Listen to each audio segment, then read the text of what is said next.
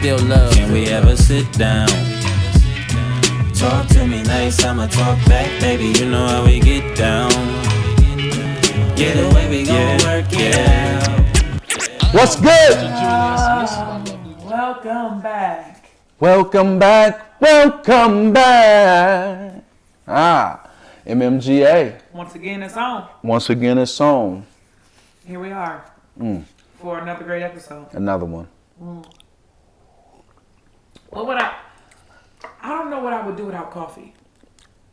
See, I don't know what I would do without coffee. That's bad, ain't it? That was a nice flavor right there. Does that mean that we're addicted?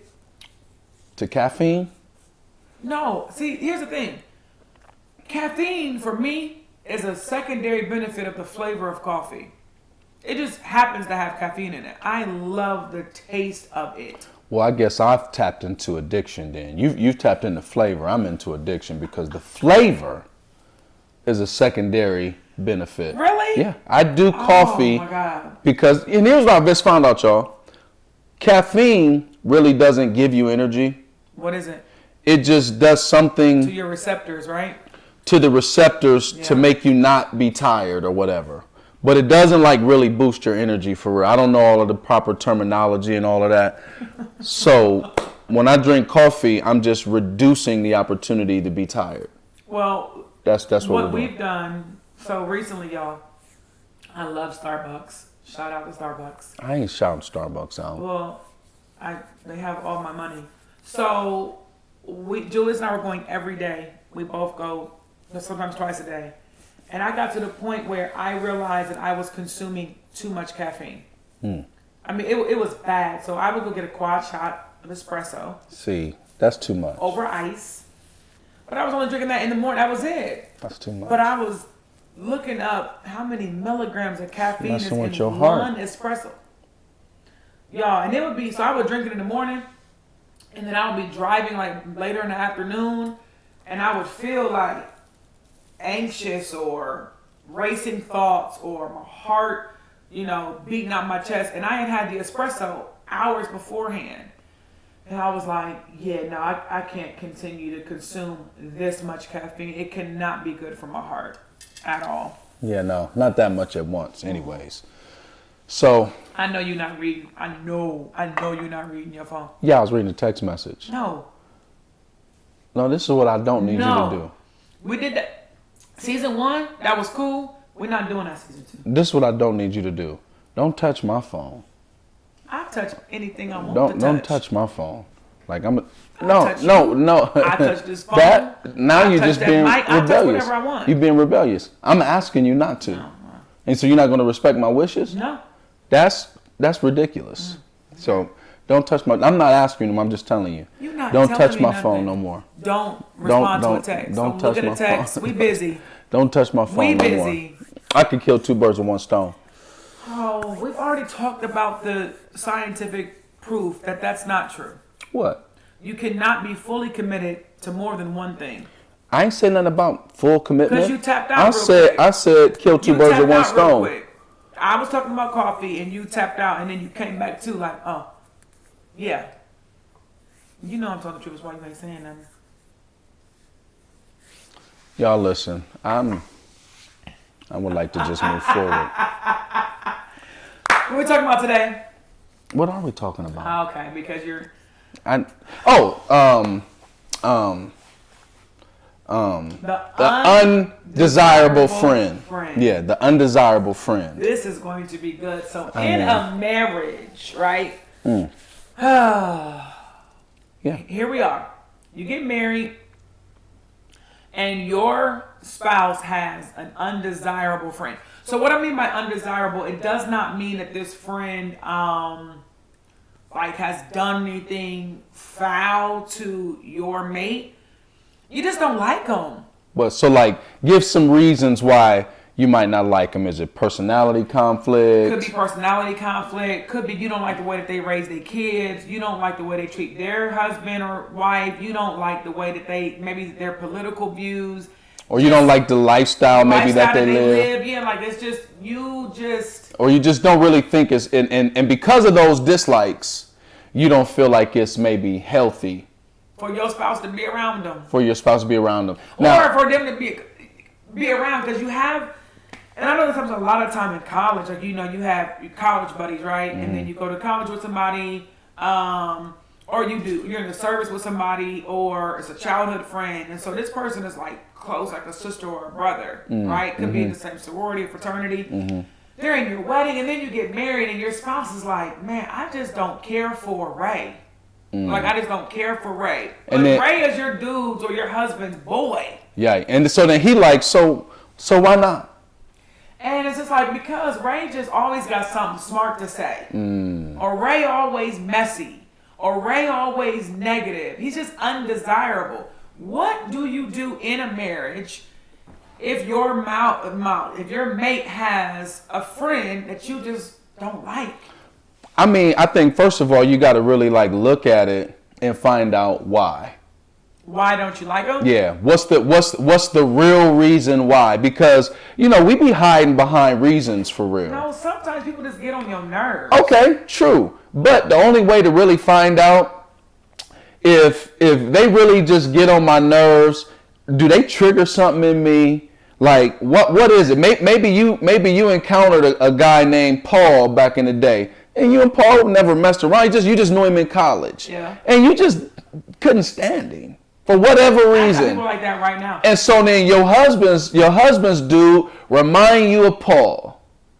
And you just like, he got the same disposition as Paul. It's getting on my nerves. You have that, but I believe that for the most part, you just have personality conflicts with people. You've experienced it. You ever had somebody where everybody else loves them, and then they come to you and you're like, they cool. Well, so what I'm saying is the reason why you got to go back and look at it, like, okay, so why don't you like him? I don't like him because he just always got something smart to say. That's your reason. Yeah. Like, after you've analyzed everything for real, you've really come to the conclusion, like, he really ain't did nothing. He really hadn't done nothing morally, nothing.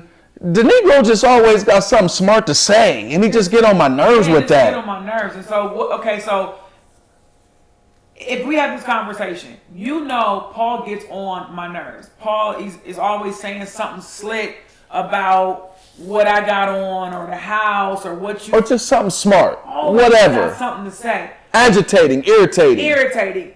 And Paul's coming over to play spades. As your wife, like, how are we supposed to now navigate these waters of, I can't stand your friend, but I understand he's your friend.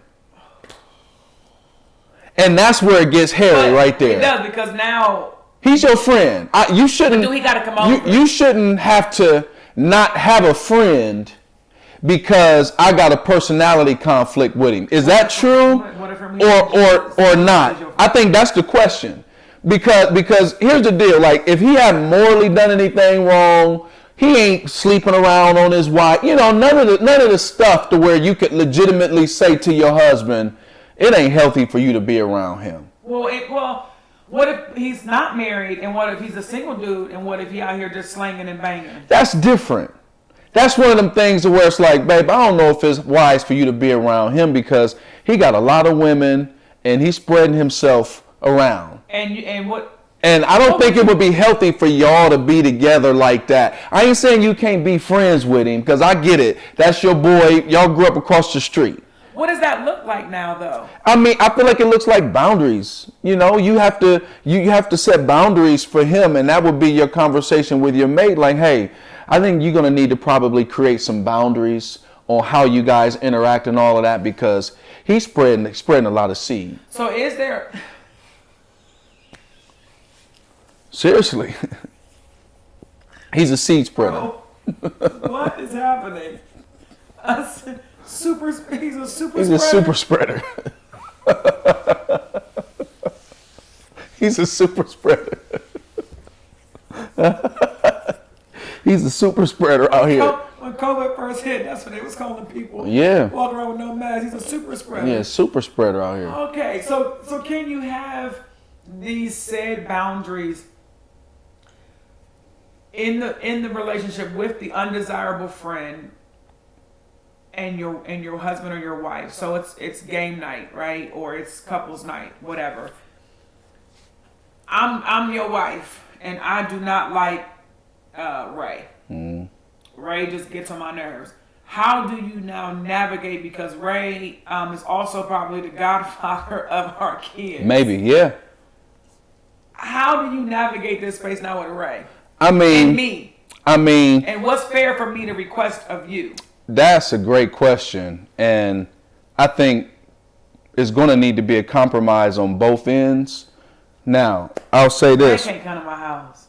You can't. That ain't fair. That's not fair. I feel like it's a conversation with both. So clearly, you and I are having conversations about it because Ray don't know he get get on on my your nerves. Correct. And so now that poses a very difficult conversation for me with Ray. Like, hey man, you getting on my wife's last nerve, dog. Like, bro, I ain't even did nothing. Like, bro, the little sly remarks and stuff that you be making and stuff. I know you don't be meaning nothing by it. I know you. I've been knowing you since we were 7 years old. I know you. I know you don't mean nothing by it. But bro, like, it rubs my wife the wrong way. And so like, I'm gonna have to ask that you kind of refrain. And he gonna say this from being me.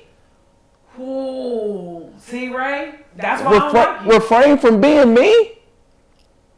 So now, I mean, that's so basically, what you're telling me, Jew, is that I can't be me when I come around y'all. Okay. See how that conversation get real crazy? Being real arrogant. No, it's a real thing. At the end of the day, if I'm telling you, Ray, that you do be having, because here's the thing, you just said it.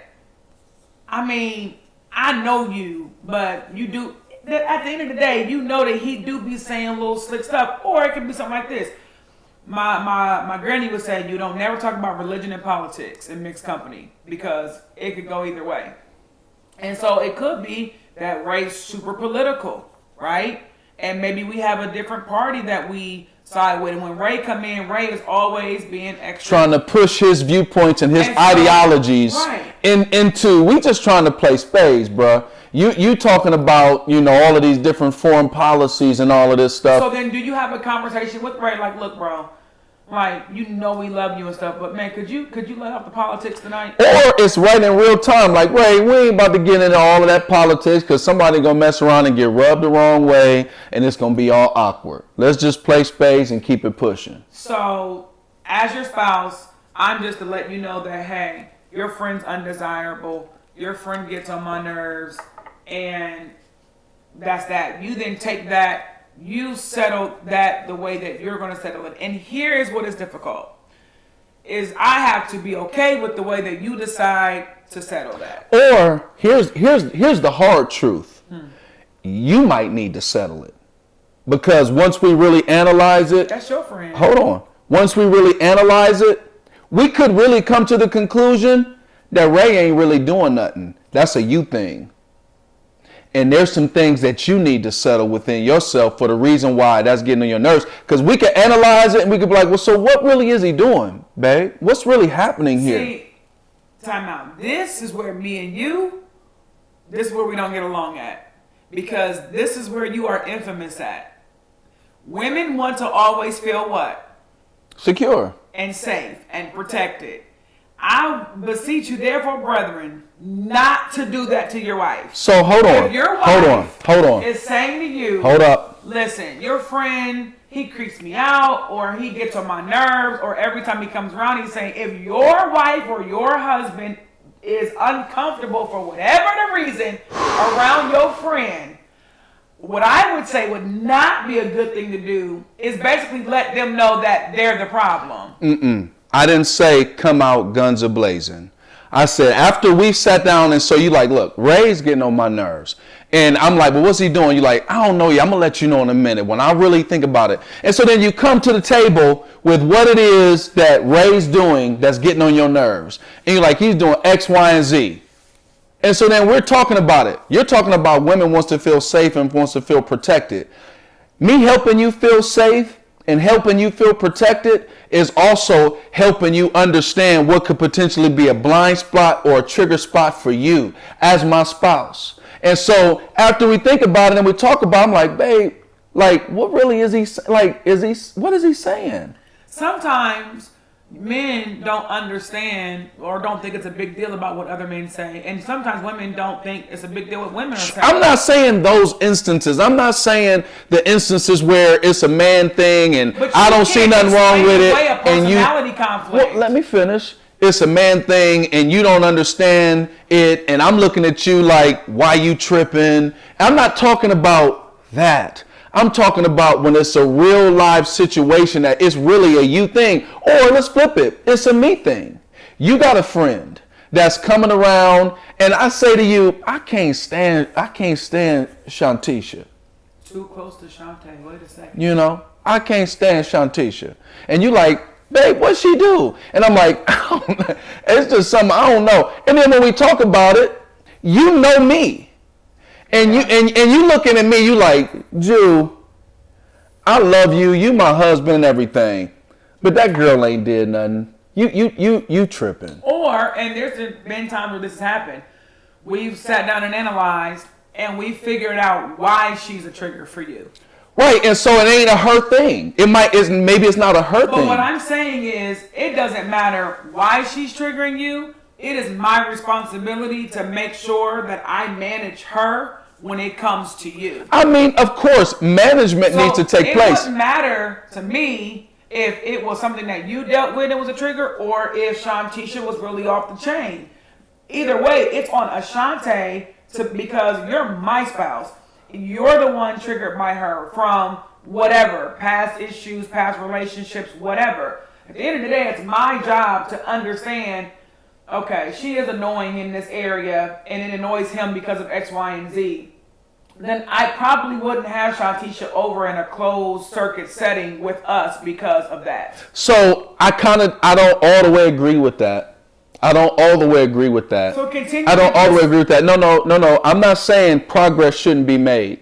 But at the same time, you might need to monitor, but guess who needs to be managed? If we found out that it was a me thing, if we found out that it was really a me thing, and you know, sometimes it's even hard to communicate that to your spouse. So we're talking through it, and I'm telling you the quote unquote reasons why she's getting on my nerves. You know me.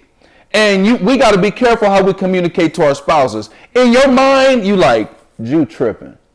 And you ain't going to say that to me in that moment because I might be passionate about it or whatever. But in your mind, you like, you tripping, man. Like, I know what that is. I can't say that to him right now because he tripping. Right, which is why I got to manage her interaction. No, you monitor her. You manage me. See, I need to be managed because guess what? You can't leave me in a state of tripping, because if you do, you're doing me a disservice. I didn't say leave you in the So I need to be managed, and so when the smoke settle a little bit, you need to have a conversation with me, and you need to be like, babe, look, I know that you mentioned some things that Shantisha is doing is getting on your nerves. You know I'm gonna monitor her.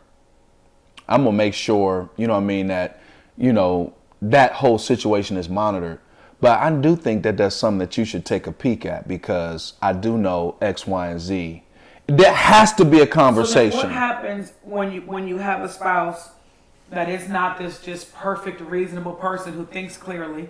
What happens when you have a spouse that is super emotional and it's like, I don't want you hanging around with Shantisha no more. She get on my nerves. See, now that right there is heavy. And I think it happens right now. You got couples right now that's like, yo, she can't come with us, dog. Why she always gotta be with us? Why she always gotta come? And that right there is toxic. It's toxic, and it does happen. And I think, unfortunately, in that moment, if she not really doing nothing, but the spouse is emotional and don't really know how to think through things and draw correct conclusions, you got to go with your spouse. Okay, let me ask this question then. When we got married, my best friend was already married. But my best friend got married before I got married by a couple of years. And when she got married, our relationship changed drastically because I was single and she was married. Mm-hmm. And so what happens, though, when the single friend don't get the memo? The memo of what? I'm married. And so our relationship has to change. The dynamics of our relationship has to change. Like her and I didn't even have to have a conversation. I knew what it was. Okay. I knew that her husband now was going to be really everything, and I was kind of like on the second fiddle at this point. Not second fiddle negative, but like if it just is what it is. Correct. Not priority. Correct. So now not priority, but you know. I know what you're saying though. I'm like ice cream on the side. Like she got her cobbler, but it's like I'm like caramel on the ice cream on the side now. So what happens though when you have these marriages and or even the man? You got men who have best friends and then dude get married and dude's still trying to come over every day. He's still trying. It's like, bro, like. That's for me. That's a little different because that ain't necessarily whereas the spouse don't like you. That's another boundary thing. But that is a conversation. It is. That's another boundary thing. That's bro. Your boy can't be coming over here. He can't spend the night. You know, like he can't do those things no more. You're now married, so there needs to be proper boundaries set in place. Because I don't want to wake up and see this crusty-eyed Negro on my front living room couch. So it doesn't happen though. You have people who are married, and then it's like, oh yeah, me and Jew are going to the movies, and the best friend's like, oh, I want to go. You know how hard it is for, and then maybe your spouse doesn't know how to say no to this individual. Again, that's a boundary. You don't not like Paul. You just don't want Paul around all the time. And guess what? Paul funny and you and Paul get along. But Paul, I don't want to see you every day. I'm talking about the person that is best friends with this person. You're saying it like, hey, you need to make a boundary. I'm struggling. But we're talking about undesirable. The person ain't undesirable, just the time that they're trying to require of you now being a married man is undesirable. And so again, that's a boundary thing. It can make him get on your nerves after a while if your husband keeps letting it. But at the end of the day, who you really upset with is your husband because he won't stand up and make a change. That's who you're really mad at. You really ain't mad at Paul. You mad at your husband because why won't you stand up and tell him he can't kick it every day? I might be mad at Paul. I'm looking at Paul like, bro, you had him for. It's my husband now. Again, that's your husband's issue. That's your husband's issue. Okay. But as far as the undesirable piece, I think like you have to really come to grips with why they're undesirable. You monitor the situation and you manage. The person has to be managed because guess what? There are times when I manage you. There are times when you have to manage me. And guess what? What is not okay is to, even if you come to the realization that your wife is tripping or your husband is tripping as to why they don't like your best friend or your friend. Mm-hmm. You've come to the conclusion like Shantae really tripping. But that's my wife at the end of the day.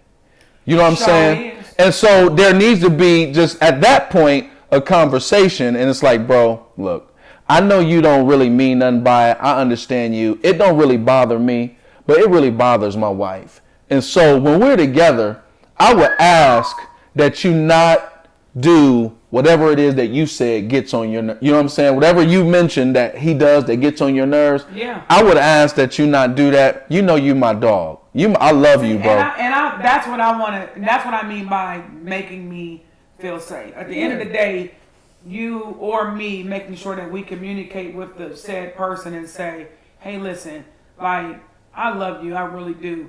But when you come over here and talking about your nights and your flings, it really does bother me. Yeah, absolutely. Like, so when we together, just don't talk about Just don't talk about that. There comes that time. Like, that's what I'm saying, when it's that. But I'm saying when it's like, because sometimes a person can laugh away and they get on your nerve. It's just, for me, you have personality conflict. And so I can't come to Johnny and be like, hey man stop laughing, dog. Don't laugh when you come over, dog. You getting on my wife's nerve. You know what I'm saying? Like, that's unfair. You know what I'm saying? Johnny, stop laughing. You know? Not funny. And so you got to really find out what's going on to really figure out how it needs to be addressed. And then you need to address it accordingly. The undesirable friend. Hopefully you find out if you have undesirable friends while y'all are dating, so this stuff can be talked about. This is a real thing. You have people who get married and they spouses have undesirable friends. Can't stand it. Absolutely. He always begging. He always asking. Everything always an extreme with him. Oh, he lying or he's. It's always life threatening. Yeah, he come over here so loud all the time. Stuff does irritate you, but you're right. I think you have to check yourself first. Like, am I tripping, or is Johnny just ridiculous? Yeah, is he just ridiculous? And if he's ridiculous, he needs to be addressed. And I need to be managed. Yep. And if he ain't ridiculous, then you need to be managed, and he needs to be monitored. That's good. You know what I mean? That was good. Yeah, that's good. That was dope, wasn't it? Yeah, that was a good topic. All right, y'all. Well, that's been the end of this one here. And we can't wait to do it again. Do it again. Listen, go to YouTube, subscribe to the page, Make Marriage Great Again podcast. Share the page. Go to Facebook, Make Marriage Great Again podcast. Hit like, become a member, share. Go to Instagram, MMGA podcast. Share, like, subscribe, do all that stuff. Be a part of the community. Be a part of the community. Peace.